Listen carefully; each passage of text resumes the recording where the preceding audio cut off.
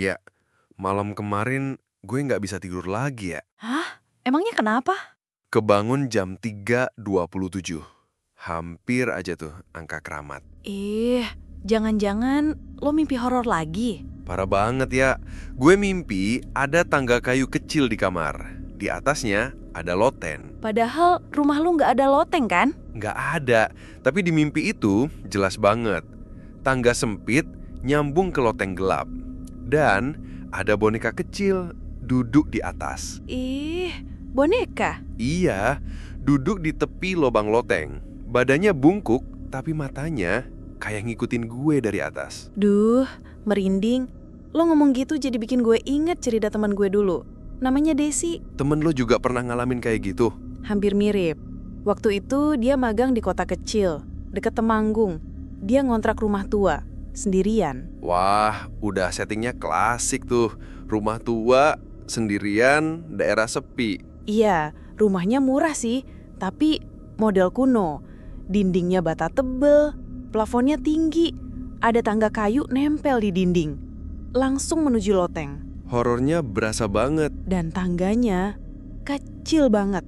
Kayu tua, udah agak lapuk, warnanya kusem. Suara langkah pun nyaring banget kalau diinjak. Emang lotengnya dipakai buat apa? Katanya sih tempat nyimpen barang lama. Tapi dari awal Desi udah ngerasa tempat itu kayak ngeliatin balik. Lo maksud ada aura gitu? Iya, rumahnya terlalu tenang. Tapi bukan tenang yang bikin rileks. Justru tenang yang bikin deg-degan. Tenang kayak semua suara tenggelam gitu? Persis. Bahkan suara detik jam dinding aja berasa keras. Nah, malam pertama, sekitar jam 2, dia dengar suara dari atas. Kayak apa? Gesekan kayu. Pelan, tapi konsisten. Kayak ada yang diseret. Tapi Desi pikir itu cuma suara tikus atau kayu yang ngembang karena udara malam.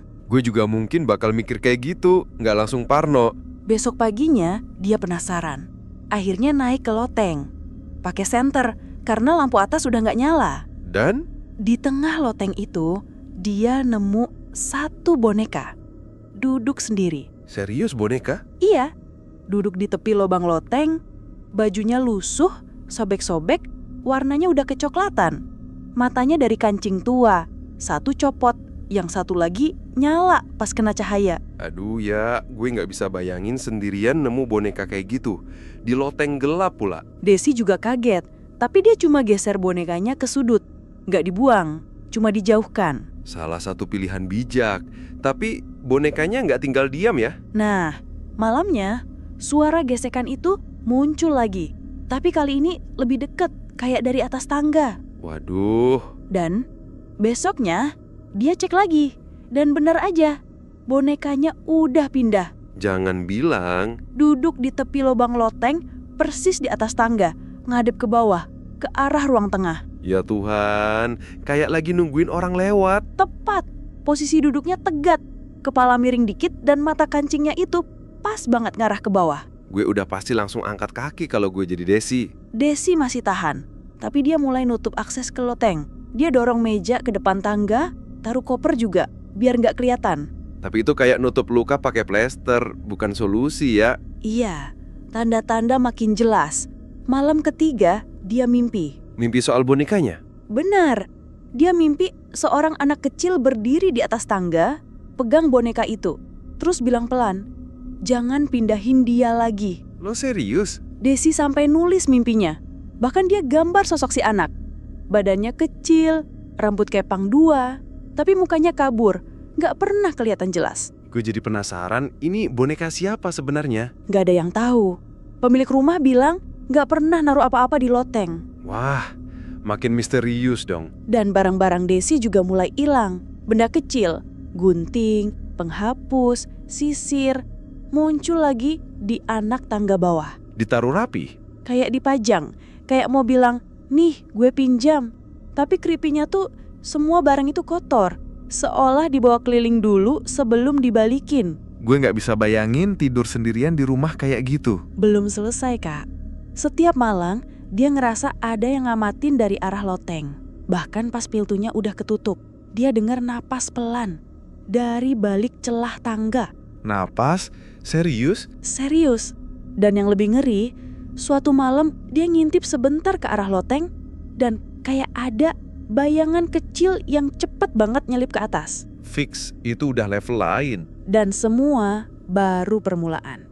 Malam berikutnya, sesuatu turun dari atas. Jangan dulu ya, nafas gue udah pendek nih. Santai, nanti gue lanjutin. Karena bagian selanjutnya itu yang paling bikin Desi trauma.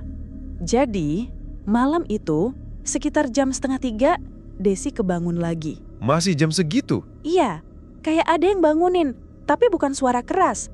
Justru keheningan yang aneh. Hening banget, tapi bikin gak bisa tidur lagi. Gue tahu rasa itu, sunyi yang malah bikin tegang. Betul. Terus dia dengar suara kerak, kerak, pelan banget dari tangga loteng. Astaga. Desi awalnya nutup kuping pakai bantal, tapi lama-kelamaan dia malah ngerasa ada gerakan. Gerakan? Kayak ada yang diturun pelan dari loteng, tangga kayunya bunyi pelan, satu-satu. Gila, dia lihat. Dia nggak berani lihat, dia cuma tiduran, matanya merem rapet, tapi badannya kaku. Waduh, gue bisa bayangin paniknya. Dan yang bikin makin gak masuk akal, dia cium bau tanah basah, kayak bau mulpur tua. Dari dalam rumah? Iya, dan hawa kamar langsung dingin. Tapi dinginnya beda, lembab. Napas Desi sampai berembun. Padahal dia sendirian. Sendirian. Dan tiba-tiba lampu kamar kedip. Terus mati. Fix, itu udah masuk level horor berat. Dalam gelap itu, dia ngintip sebentar ke arah loteng. Dan dia lihat kayak ada boneka itu duduk di lantai, di pojok ruangan. Ya Tuhan. Nggak ada suara, nggak ada angin, cuma gelap dan boneka itu diam. Tapi posisinya ngadep ke ranjang. Lu jangan bilang bonekanya gerak lagi. Desi mau teriak, tapi suaranya nggak keluar, kayak ketahan di tenggorokan. Waduh, itu udah bukan takut biasa. Itu tekanan psikis. Dan detik berikutnya, dia ngelihat sesuatu berdiri di belakang boneka itu. Apa? Dia ngelihat sesuatu berdiri di belakang boneka itu. Apa? Sosok kecil, tinggi anak SD, rambut panjang, diam aja, nggak gerak.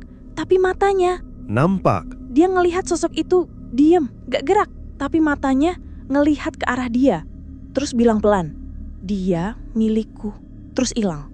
Gila, itu bukan mimpi. Enggak, karena begitu lampu nyala lagi, bonekanya benar-benar ada di pojok ruangan. Persis di tempat dia lihat. Gue langsung cabut saat itu juga kalau gue jadi Desi. Dia juga gitu. Pagi-pagi dia langsung angkat koper, naik ojek, keluar rumah. Nginep di tempat teman kampusnya. Terus bonekanya? Masih di rumah itu. Tapi temennya yang nemenin Desi nginep semalam juga ikut ngerasain aneh. Waduh, jangan-jangan gangguannya ikut. Hampir. Suhu kamar tiba-tiba dingin banget, kayak AC bocor. Tapi mereka nggak nyalain AC. Dan itu rumah lain ya? Iya, makanya Desi akhirnya cerita ke keluarga. Ibunya minta bantuan omnya yang ngerti hal-hal kayak gini. Dukun. Bukan dukun, tapi orang yang biasa bantu secara spiritual. Desi cerita semua dan dia dibawa balik ke rumah kontrakan itu. Ke rumah itu lagi? Iya, tapi dia nggak masuk, cuma nunggu di luar. Yang masuk itu omnya sama 2 orang lain. Mereka naik ke loteng. Dan? Dan bonekanya itu katanya udah nggak ada di lantai. Tapi balik lagi ke loteng, duduk di tempat awal dia temuin. Balik sendiri? Iya, dan katanya energi yang nempel di boneka itu bukan sekedar arwah biasa. Maksudnya? Itu entitas yang terikat dari emosi lama. Mungkin dari pemilik boneka zaman dulu. Entah itu trauma, kehilangan, atau kematian yang nggak selesai. Terus mereka ngapain? Bonekanya diambil, dibungkus kain putih, didoain, terus dikubur di tempat yang jauh dari pemukiman. Katanya jangan dibakar, karena kalau dibakar energinya bisa nyebar. Jadi udah selesai? Pelan-pelan beres. Desi nggak mimpi lagi, barang-barangnya nggak hilang, dan dia bisa tidur tenang. Tapi dia masih tinggal di rumah itu? Enggak, dia tetap pindah, nggak mau ambil risiko. Bahkan sekarang dia nggak pernah tinggal sendirian lagi. Kalau ngontrak, pasti cari yang rame, yang terang, dan yang nggak ada loteng.